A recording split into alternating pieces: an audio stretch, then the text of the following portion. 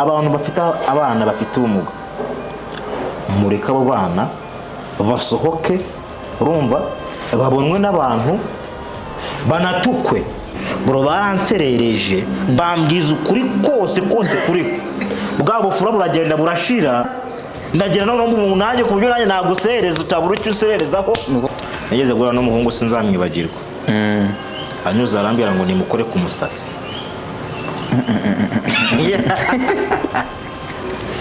kutajya kwiga mu bigo by'abantu bafite ubumuga biri mu bintu byatumye mbatafu mu mutwe kandi nashobora gutambuka nk'ahantu gutya ntambutse umuntu akambira ngo reba icyo kimuga nkabyumva nkarira ubwa mbere nariraga man.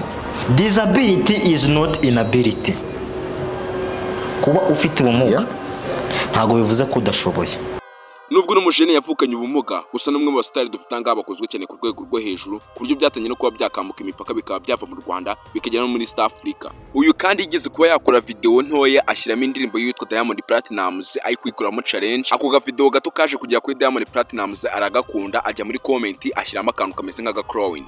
Ibi bintu kandi byaje kuba byakundwa na Kagarara ku rwego rwo hejuru ku buryo yaje kuba yabyishimira akora video ya kabiri ashimira witwa Diamond Platnumz ndetse ari no kugaragariza bamwe mu bafana be yuko umusitari witwa Diamond Platnumz yaje kuba yatanga comment kuri video Kagarara yari yakoze. Gusa ibingiye abantu bagiye bavuga yuko atari byo ahubwo bagiye bavuga ko atari Diamond Platnumz wa commentinze muri no video ahubwo ari umuntu ugenda umwiyitirira. Gusa ibingiye ibindi byabindi byo kurabika umuntu kuko inguye wa commentinze muri video ni Diamond Platnumz mwenyewe. Cyambere kibigaragaza no kwinguye afite boutique, ikindi cya kabiri nuko afite abafollowers benshi bahwanye no witwa Diamond Platnumz. Byerekana ko inguye ari original Diamond Platnumz wa commentinze kuri no video ya Kagarara. Uyu musitari witwa Diamond Platnumz ukomoka mu gihugu cy'abaturanyi n'icyo Tanzania, ibintu yarakorewe n'umusore w'u Rwanda ari we Kagarara byamuteye motivation akomeza gukora cyane none habona ko ibintu bishobora kuzagera kure. Uyu musore ku rubuga rwa Instagram bamwita Ashton Small, ibaze ko afite abafollowers 107,000. Kugira ngo emere ko umusore ageze ku rwego rushimishije, ibaze nko ku rubuga rwa Instagram amaze kugira video zirenga 6 zarebwe n'abarenga miliyoni 1. Reba nk'urugero ino video yarebwe n'abantu barenga miliyoni 2, ingi ni miliyoni 3, ingi ni miliyoni 4. None igitangaje nuko afite video yarebwe na miliyoni 19 ndetse n'ingi yarebwe na miliyoni 70.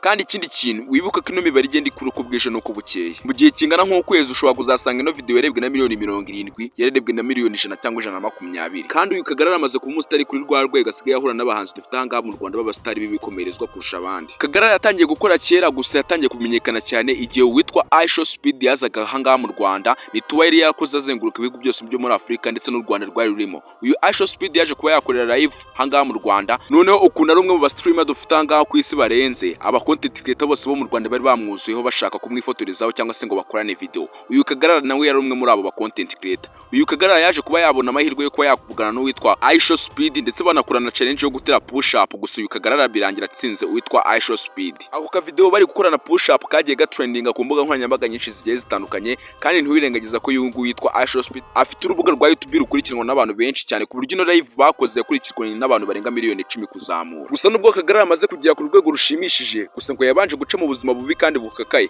dore ko afite n'ubumuga. Ubundi Kagarara ni muntu ki? Reka mbonera no kubaha ikaze muri kino kiganiro cyitwa Bimenye. Ni ikiganiro gitambuka kuri no muyoboro wa YouTube channel ari we Mese Impact Talks.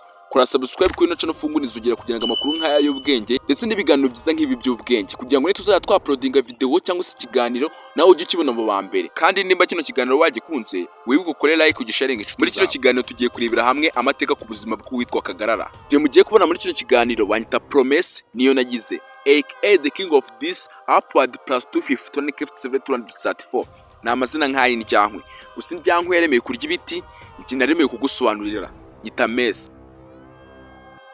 Amazina ye nyayo bamwita Uwizeye Enoch. Yavukiye mu karere ka Rusizi, intara y'Iburengerazuba, umurenge wa Giheke, umudugudu wa Gitwa. Yakuriye mu cyaro kibi cyane kuri rwa rwego kuri we yavugaga yuko isi izarinda irangira hataragira umuriro.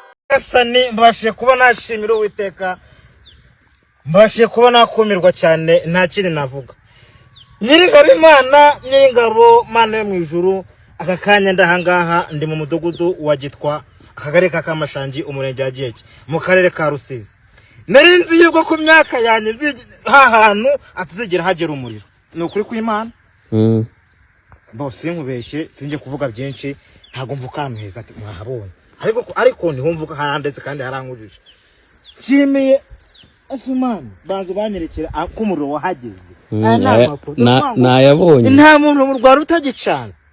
Mbikuye ku mutima nshimiye nyakubahwa wacu Perezida wa Repubulika Paul Kagame, muzehe wacu much respect kabisa. Uyu Uwizeye Enoch akomeza avuga yuko yakuriye mu muryango umukunda kuri rwa rwego abandi bana baba bafite ubumuga umubyeyi wabo ataba yifuza yuko uwo mwana yasohoka hanze ngo abantu bamubone. Gusa ku ruhande rw'ababyeyi ba Enoch bamweretse societe agenda nabimenyera cyane kuri rwa rwego abantu bajyaga bamusiriza bwa mbere akarira ariko ko iminsi igenda yicuma akagenda abimenyera akakira societe abayemo. Nakuriye mu cyaro kibi cyane ndetse nakurira no mu buzima bubi kuri rwa rwego bajyaga bangurira inkweto nkanga no kuzitwara ku ishuri. Aho kuzitwara ahubwo nkazikuramo nkagenda niyambariye ibirenge. Ishyire mu kimbo cya Kagarara uramutse uri kwishuri ukabona abana bose ubuzima mu madirishya ari we bari kureba wabyifata mute. Ibyo wowe uri kumva nk'inzozi uyu Kagarara we byamubayeho. Ngari igihe yari ari kwishuri ari kwandika nk'ibisanzwe arebye mu madirishya abona abana bose ubuzima mu madirishya ari we bari kureba. Naricaraga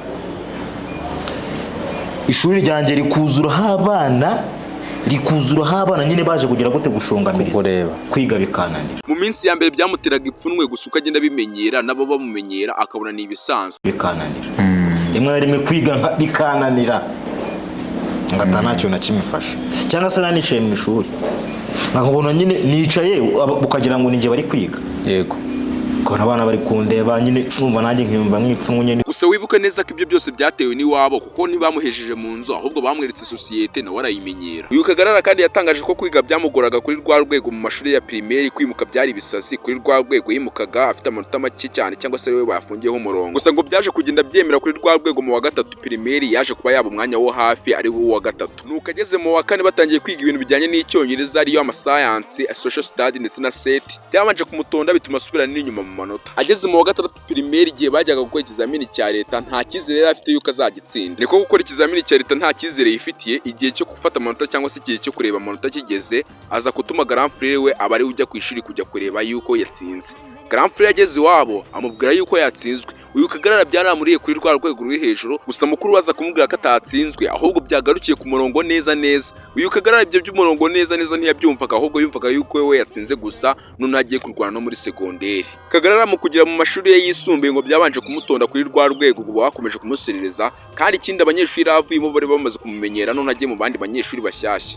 Ndetse n'amashuri byakomeje kumugora ariko guturuka mu wa mbere ngo nta kintu cyavagamo ku mu wa kabiri ahageze ngo yatangiye kugenda abo wa 10 wa 14 none mu gihembwe cya kabiri asa kuba umwanya wa gatatu kandi ibyo bintu biherukaga yiga he mu wa gatatu igihe yigaga ibintu bijyanye n'ikinyarwanda gusa. Kagarara akimara kuba umwanya wa gatatu byaje kumutera motivation kuri rwa rwego yakomeje kwiga cyane none agatangira kugenda abo wa kabiri ndetse none mu wa gatatu abo wa mbere ndetse no mu gihembwe cya gatatu uyu Kagarara yaje kuba uwa mbere. None ikintu cyamushimishije nuko bajya gutanga amanota kuri asembo arukunda abanyeshuri bajyaga babakuranya bakabajyana kuri asembo noneho bakagenda bahamagara uwa mbere ndetse n'uwa nyuma noneho umubyeyi wabo akaribuza gufata biroti. None ikintu cyababaje Kagarara kurusha ibindi byose nuko yaratangiye kujya kuba umwanya wa hafi gusa ababyeyi bo bose barigendeye barapfuye. Gusa nubwo ababyeyi be batari bahari ngo abereke biroti nziza yagize cyangwa se amanota meza yazanye gusa insinzi ye yabashije kuba yageraho kuko ngari igihe bari kuri asembo bakajya bahamagara buri mubyeyi akajya aza gufatira umwana we biroti ubwe ku giti cye bagahera ku mwanya wa mbere rwose yari Kagarara abantu bose noneho bakamuhereza inzira agatambuka kuri asembo bakajya kumufatira biroti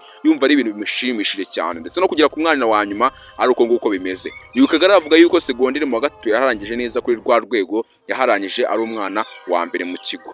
Ibaze ko uyu Kagarara yagiye kwiga mu kigo yigabamo adataha atabona umuryango we ari we wimenya wenyine ku giti cye. Reka ibyumweru bibiri bishire uyu nguyu Kagarara yiga mu kigo cya boarding y'ipapa kanimama baza gukoresha ikirori cyo kwakira abaruru bose baje muri segonderi ari abaruru nyine aribwo bwa mbere. Uyu Kagarara igihe yayicaye mu bandi banyeshuri nk'ibisanzwe umuntu wari uri kuri stage nk'uwo twakita nka MC w'umunyeshuri yaje kuba yavuga mu ijwi cyane arangurura ati tugiye kwakira noneho umuntu udasanzwe n'umwe mu bantu dufite ahangaha batamenyerewe muri kino kigo. Kagarara ajya kumva niwe bahamagaye nawe niko kwicwa n'isoni cyane aho kugira ngo akurwe n'ikimwaro arahaguruka atangira guca mu bantu noneho abanyeshuri kwa kundi n'akavuyo kabo batangira kuvuza induru basakuza cyane. Uyu Kagarara yatangaje ko mbere cyane yajyaga akunda kumva indirimbo za Ama-G The Black ndetse akajya yandika n'utundi turimbo twe ku giti cye akatubika ahantu niko gufatamo akarimbo kamwe muri zo arakabaririmbira noneho abanyeshuri barushaho gusara noneho batangira kumwiyumvamo noneho urumva ubuzima butangira kugenda bumuhindukira gake gake. Ibi ngibi byatumye uyu Kagarara atangira kwibona mu yandi matsinda cyangwa se mu yandi maklub abarizwa mu kigo ajyanye n'ibintu byo by'itorero amaklub y'imiziki ndetse n'andi matsinda agiye atandukanye. Uyu Kagarara avuga ko igihe yigaga muri icyo kigo cya boarding abanyeshuri bamusizaga kuri rwa rwego nawe yageze igihe none akabimenyera. Uyu yabitangaje ati abanyeshuri baransererezaga bakambwiza ukuri kose uko ariko kose bakakumanuka kuri rwa rwego noneho bansererezaga noneho nanjye nkabarusha gusererezanya nkagira aho ngaho nkabimenyera ku buryo nta n'undi muntu wanserereza. Agira ati kutajya kwiga mu bigo by'abantu bafite ubumuga biri mu bintu byatumye mbatafu mu mutwe. Icyo nicyo kintu cya mbere.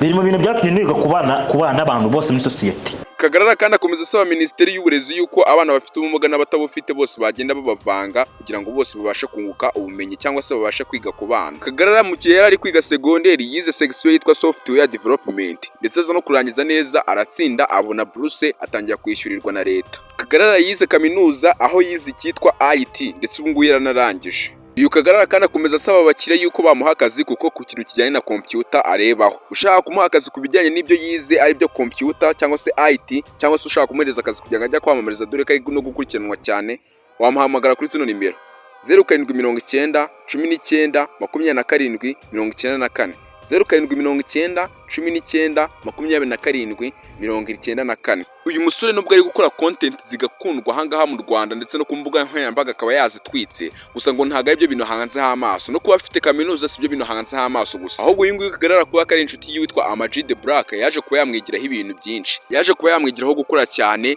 ndetse no kumva ko ibintu byose bishoboka. Uyu Kagarara kugeza ubu ngubu iwawe mu cyaro ntiyimutse gutyo gusa ngo ahita avayo wese, ahubwo yasizeho utundi dushinga duto duto ahafite udutungo tugufi, intama, ihene, nk'inkoko ndetse nk'uko agenda bitangaza ku mbuga nkoranyambaga ze. Ndabingize mujye kumufunga ku rubuga rwa Instagram amwita Ashton Small cyangwa se wandikamo Kagarara gusa arahita aza kwa kamaze kufatisha abantu benshi ku rubuga rwitwa Instagram, TikTok, Facebook page ndetse n'izindi nyinshi zigiye zitandukanye. Uyu Kagarara kandi agira n'inama urubyiruko arubwira ati nimba wumva ko wize witekereza ko ibyo uzakora ari byo wize gusa, ahubwo shakisha n'utundi tuntu ku ruhande uzakora.